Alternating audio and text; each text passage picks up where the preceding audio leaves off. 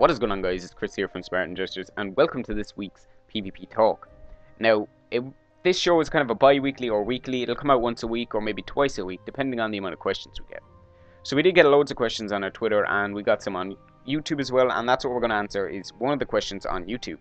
Now, if you haven't already, make sure to leave a comment below for your question on PvP, because that's what I'll be covering mainly on the Elder Scrolls Online.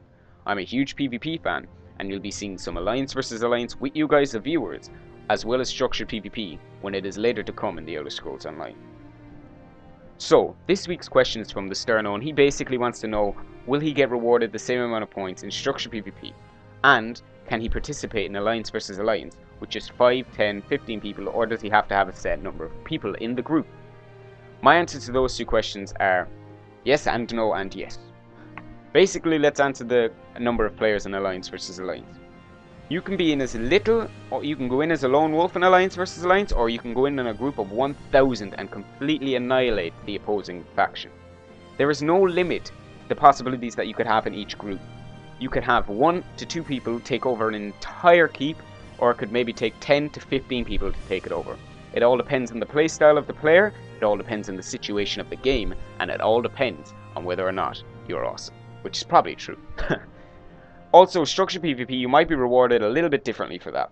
So I'm going to explain to it by looking back in other MMOs, such as World of Warcraft. I'm not comparing the Elder Scrolls to World of Warcraft, so don't get any ideas. World of Warcraft has two main PvP vendoring kind of systems. They have honor points, which is just for killing people of the opposing factions in battlegrounds, which would be, in this case, Alliance versus Alliance. And they also have arena and rated battlegrounds, where you get rewarded conquest points, which get you better gear. So, will you be rewarded differently? Most likely, yes. Here's the reason why. If you go in and people grind and grind and grind and grind in Alliance versus Alliance for points, sooner or later people will just have the same amount of gear. They need better type of upgradable gear, which I think will be rewarded in the structured PvP later to come in the Elder Scrolls Online.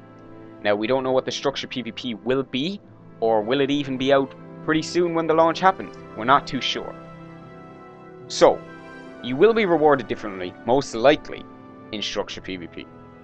Hope that answered your question, Sterno. Make sure to leave us another one next week if you want, or even leave it on our Twitter and Facebook page, guys. Till next time, this has been Chris from Spartanjesters, representing N4GTV, the network for gamers, geeks, guys and girls. Go check them out. And as always, thanks for watching, people.